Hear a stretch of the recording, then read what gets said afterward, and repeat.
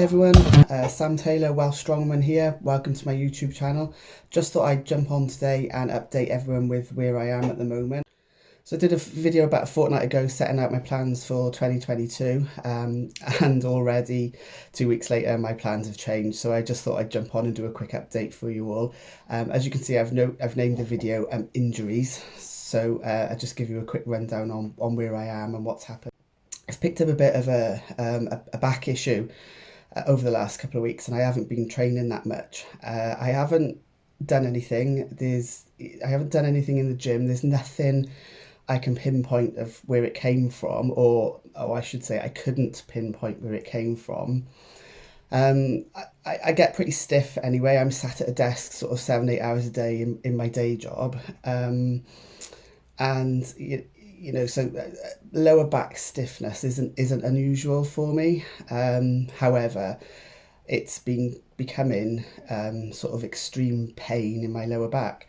So I did a bit of research on, as you do on Google, and I could sort of identify that it was like sciatic pain, which again, sitting down all day makes sense.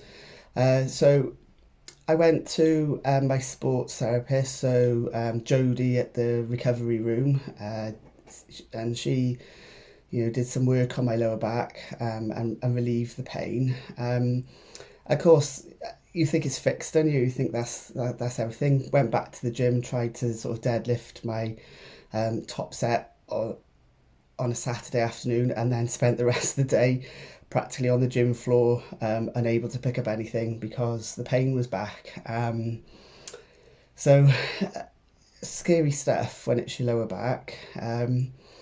So I took a break from training. I stopped training. I started doing stretches. I started sort of researching, what stretches specifically for what I was feeling. It appeared from what I was feeling and the sensations I was having that it was sort of fake sciatica, so like piriformis syndrome, where the piriformis is tight. And so did the stretching, carried on having my treatments with Jodie, and it was relieving it, but it would only relieve it for sort of a day, and a day later it would be back and I'd be in the same position. So I stopped training completely. What I was doing, I was getting up every morning before work, going for a walk, coming back, doing my stretching, and then throughout the day, making sure I was getting up from my desk and carrying on doing my stretching. So this week, Monday, I was just in so much pain. I could barely walk. So I booked an emergency appointment with an osteopath because not being able to walk is just scary stuff. The pain, nothing was relieving it. My walk that morning, it hadn't relieved the pain. It hadn't loosened anything up at all. So I was pretty scared at that point. So booked the appointment with the osteopath, went to that appointment, and she's diagnosed SI joint dysfunction. So come home, had my treatment with her, had acupuncture, had treatment with her, come home, researched that myself. So spent hours sort of researching the SI joint, how to rehab it, thought that I was going to be out for months, spent days sort of watching all my old videos, my lifting videos. I was looking for some sort of like imbalance where I'd been lifting to the one side, or couldn't think of anything that had happened. So no specific injuries in the gym, nothing had felt off, nothing, I hadn't failed anything, nothing, I had no pain. Went back over my lifts for months, back to before Worlds, just looking for where that imbalance might have come in. Anyway, I had a further treatment then this week with Jodie at the recovery room, and you can see me just here. She's sort of manipulating my leg and my joints and sort of trying to release the SI joint, so you can see that happening there. And every time I come out of these treatments, it's perfect. It's like I've got no pain. There's nothing absolutely fine. I can bend down, I can put my socks on. It's like a miracle. And then a day later, I'm back to square one. So this week, stretching, more stretching that than previously. So making sure every hour I was getting up from my desk and going and doing my stretches. So I happened to say to Sue one morning, so I'd been sat at my desk an hour and the pain had started to come back. So I happened to say to Sue about it, and she said, "Well, let's swap chairs." So we swapped chairs, and it really is. I it's bizarre. And I don't. Something so simple. How can it be so simple? How can it be something so simple? So we swapped chairs, and Sue sat on my chair for 10 minutes, and she came back up. And she said, "Your chair is wonky.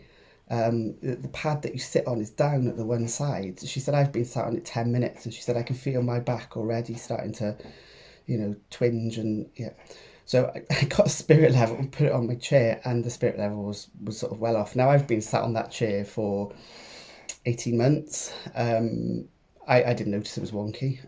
I probably don't sit with the best posture on the chair anyway, so I didn't notice that anything was wrong with the chair. So we've been that chair, and I've got Sue's chair, and that day it went from extreme discomfort with the pain starting again to absolutely fine, which is bizarre. I can't believe it. So went to the gym, and I sort of did myself a really, really light, because I don't want to push anything. This is obviously built up over a long time, and there obviously is something there because you don't get extreme pain for no reason. So I went to the gym and I wrote myself sort of a little program. So I did 5 sets, 5 reps of deadlift at 60 kilos. And you can just see me by here. At this point, I didn't know it was the chair. So you can see me here, my setup, and I'm being quite tentative. I still thought at this point that there was an imbalance. I was lifting with an imbalance somewhere. So I was really starting to try and, iron out anything that I was doing wrong with my lifting, any habits that I'd got into. So started really light. And you can see that there. So I did 5 sets, 5 reps, kept it at 60, and I was just sort of monitoring how my back felt after every lift, and it felt fine after every sort of set. So I didn't push it. I stayed at that. I didn't increase any weight. I just went on to some body weight lunges, some body weight split squats. So as well as the deadlift, and taking the deadlift right back to the beginning, I just thought if I was going to be out for a few months rehabbing, it was an opportunity to take my lifts right back to the beginning and start looking at technique again. And the idea of this was sort of originally because I thought there might be an imbalance with my lifting, but to be honest, there's no harm in doing that anyway. So last night was log. So in the days and weeks where I haven't been training, just sort of been watching a lot of YouTube videos, a lot of videos on log technique and things like that. So last night I planned, my back was feeling absolutely fine. Another day on Sue's chair, and I was feeling okay. So up to the gym. I think this here you can see is 40 kilos. So it's the smaller log, but it starts at 40 kilos rather than the bigger log starting at 47. So I wanted to take it right back to the beginning. 40 was too light. It was going up so fast. I was just losing my balance a little bit. So this is 45. And I was just trying to practice some of the things I'd seen in some of the YouTube videos and just get that technique nailed before I start sort of building up the weight when I'm feeling better. So that's the plan for the next couple of weeks, really. No weight, no excessive sort of heavy weight. I may start to build up some of the lifts, like the deadlift, slowly, a couple of kilos every week if it's feeling okay. But yeah, not going anywhere near my sort of max weights at all. I'll look at other lifts as well that I do. Look at stripping those back, looking at sort of nailing the technique on them before we go up the weight, back up the weight. So yeah, it's not all bad. I didn't think I'd be lifting anything for months, which was which was a scary thought really, and not something I was looking forward to. But I don't think it's going to be that long. I don't think it's going to be that long, in all honesty. So yeah, it never does any harm, does it, to sort of take things back and start looking at the technique a bit more. So comp wise, we've had to have a change of plan.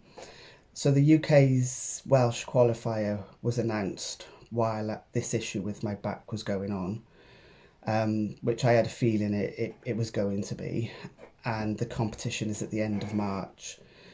So realistically, I'm going to have to go into comp prep now, and I'm not ready to, physically or mentally, really.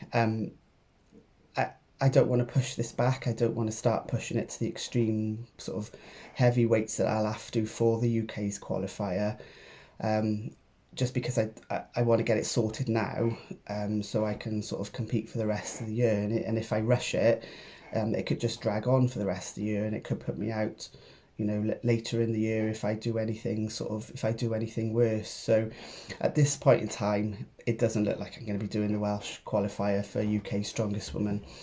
That said, it is feeling better. So depending on when the closing date is and how it's feeling, maybe I'll look at it then. But at this moment in time, it's just not realistic for me to do. Yeah, so that's that update. It's a bit disappointed because I was really looking forward to doing UK Strongest Woman again, but I really have to take things sort of seriously and see how this goes with my back. I'm aiming to be back for Wales Strongest Woman at PB Performance Gym in Cardiff in June, which will be my first comp of the year. So all things going well. I'll take things slowly. Not going to do anything crazy over the next couple of months. Just build up very, very slowly, and then take the rest of the year from there, really. So as ever, if you've enjoyed this video, give it a like below. If there's anything you want to see in the videos, drop us a comment below. Likewise, if you've got any advice for me, if you've suffered with your SI joint, or you know, anything that you can sort of advise, then by all means sort of, you know, drop that in the comments below. Subscribe to the channel. I will try and get Sue involved in some of the videos going forward. So if there's anything you want to hear Sue chatting about, drop that below as well, and we'll get her involved.